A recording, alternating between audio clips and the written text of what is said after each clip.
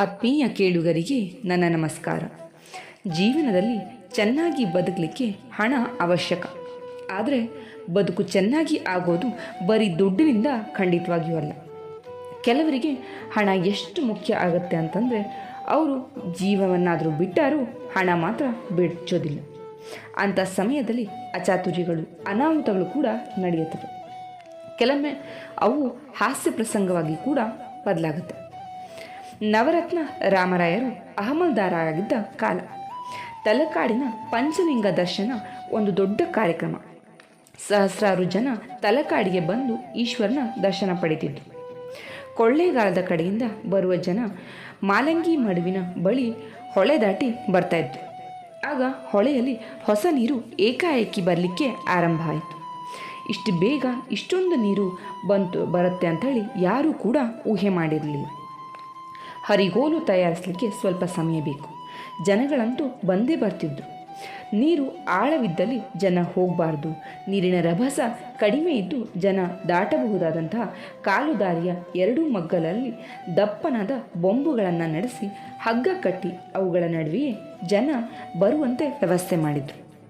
ವಯಸ್ಸಾದವರಿಗೆ, ಹೆಣ್ಣು ಮಕ್ಕಳಿಗೆ ಅನುಕೂಲವಾಗೋದಕ್ಕೆ ಕೆಲವು ಪೊಲೀಸರನ್ನು ನೇಮಿಸಿದರು.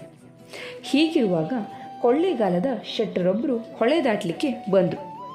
ಕಾಲುದಾರಿಯಲ್ಲೇ ದಾಟಿ ಬಂದರೆ ಪೊಲೀಸ್ನವರಿಗೇನಾದರೂ ಇನಾಮು ಕೊಡಬೇಕಾಗತ್ತೆ ಅಂತ ಹೇಳಿ ಕಾಲುದಾರಿಯನ್ನು ಬಿಟ್ಟು ಸ್ವಲ್ಪ ಮೇಲ್ಭಾಗದಲ್ಲಿ ನದಿಯನ್ನು ದಾಟಲಿಕ್ಕೆ ಹೊರಟರು.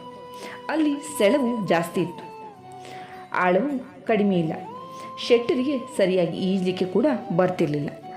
ಆಯ ತಪ್ಪಿ ಅವರೇನು ಮಾಡಿದ್ರು, ಸುಳಿಗೆ ಸಿಕ್ಕಿ ಕೊಚ್ಚಿ ಹೋಗಿದ್ರು. ಈಗಾಗಲೇ 2 ಬಾರಿ ನೀರಿನಲ್ಲಿ ಮುಳುಗಿ ನೀರು ಕುಡಿದಿದ್ದಾಗಿತ್ತು. ದಂಡೆಯಲ್ಲಿದ್ದ ಪೊಲೀಸನೊಬ್ಬನಿಗೆ ಇವರನ್ನು ಕಂಡ. ಅವನು ತನ್ನ ಯೂನಿಫಾರ್ಮನ್ನು ಲೆಕ್ಕಿಸದೆ ನೀರಿಗೆ ಹಾರಿ ಶೆಟ್ಟರನ್ನ ಹಿಡಿದು ದಂಡೆಗೆ ಎಳೆದು ತಂದು ಹಾಕಿದ. ಅಂತೂ ಇಂತೂ ಶೆಟ್ಟರ ಜೀವ ಉಳಿತು. ಆಮೇಲೆ ನಡೆದದ್ದು ತಮಾಷೆ. ಮುಂದೆ 10 ನಿಮಿಷಕ್ಕೆ ಶೆಟ್ಟರು ಹತ್ತಿರದ್ದ ಪೊಲೀಸ್ ಠಾಣೆಗೆ ಹೋಗಿ ಪೊಲೀಸರ ವಿರುದ್ಧ ದೂರು ಕೊಟ್ಟಿದ್ದರು. ಆಗ ಅಲ್ಲಿದ್ದ ಇನ್ಸ್ಪೆಕ್ಟರು ಪೊಲೀಸರನ್ನು, ಶೆಟ್ಟರನ್ನು ಕರೆದುಕೊಂಡು ಅಹಮಲ್ದಾರರ ಬಳಿಗೆ ಹೋದರು. ಇನ್ಸ್ಪೆಕ್ಟರು ಫಿರ್ಯಾದಿಯನ್ನು ವಿವರಿಸಿದ್ರು. ಮಹಾಸ್ವಾಮಿ, ಈ ಶೆಟ್ಟಿ ನೀರಿನಲ್ಲಿ ಮುಳುಗಿ ಸಾಯ್ತಾ ಇದ್ದ. ಆಗ ನಮ್ಮ ಕಾನ್ಸ್ಟೇಬಲ್ ಕೆಂಪ ತನ್ನ ಬೂಟು, ಯೂನಿಫಾರ್ಮನ್ನು ಗಮನಿಸದೆ ನೀರಿಗೆ ಹಾರಿ ಅವರ ಜೀವ ಉಳಿಸಿದ್ದಾನೆ. ಕೆಂಪ ಬಕ್ಷಿಸ್ ಕೇಳಿದನಂತ ಹೇಳಿ ಶೆಟ್ಟಿ ಲಿಖಿತವಾಗಿ ಬರೆದು ಕೊಟ್ಟಿದ್ದಾನೆ. ಏನು ಮಾಡೋದು ಸ್ವಾಮಿ ಅಂತ ಹೇಳಿ ಕೇಳಿದ್ರು ಆ ಇನ್ಸ್ಪೆಕ್ಟರು. ಶೆಟ್ಟರು ತಮ್ಮ ವಾದವನ್ನು ಮಂಡಿಸಿದ್ರು. ತಾವು ನ್ಯಾಯಪ್ರಭು, ನ್ಯಾಯ ಮಾಡಬೇಕು. ಈ ಪೊಲೀಸನವನು ನನ್ನನ್ನು ಎಳೆದು ಹಾಕಿದ ಮಾತ್ರಕ್ಕೆ 5 ರೂಪಾಯಿ ಕೊಡು ಅಂತ ಹೇಳಿ ಕೇಳ್ತಿದ್ದಾನೆ. ಇದು ಯಾವ ನ್ಯಾಯ? ಯಾರಪ್ಪನ ಮನೆ ಗಂಟು ಈ 5 ರೂಪಾಯಿ? ನಾನೇನಾದರೂ ಮುಳುಗಿ ಹೋಗ್ತಿದ್ನೆ, ಎಳೆದು ಹಾಕಪ್ಪ ಅಂತ ಕೇಳ್ಕೊಂಡೆ. ಅವನಾಗಿ ನನ್ನನ್ನು ಕೇಳ್ದು ಎಳೆದು ಹಾಕದ. ನೀವೇ ಹೇಳಿ ಸರ್, ನ್ಯಾಯ ತಿಳಿದವರು ಅಂತ ಹೇಳಿ ಕೇಳ್ಕೊಂಡ. ಅವನ ಜಿಪುಣತನವನ್ನು ಕಂಡು ಅಲ್ಲಿದ್ದಂಥ ಜನಗಳಿಗೆ ಅಸಹ್ಯ ಅನ್ನಿಸ್ತು.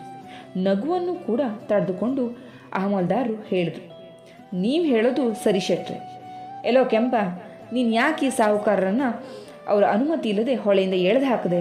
ಬೇಕೋಫ, ನೀನೀಗ ಅವರನ್ನು ಮರ್ಯಾದೆಯಿಂದ ಕರೆದುಕೊಂಡು ಹೋಗಿ ಅವರು ಹೊಳೆಯಲ್ಲಿ ಎಲ್ಲಿದ್ದರೋ ಹೇಗಿದ್ದರೋ ಅಲ್ಲೇ ಬಿಟ್ಟು ಬಾ. ಇದು ನ್ಯಾಯವಾದ ತೀರ್ಪಲ್ವೇ ಸಾಹುಕಾರ್ರೆ ಅಂತ ಹೇಳಿ ಕೇಳಿದ್ರು. ಸಾಹುಕಾರಿಗೆ ಆ ತೀರ್ಪು ಇಷ್ಟ ಆಗಲಿಲ್ಲ.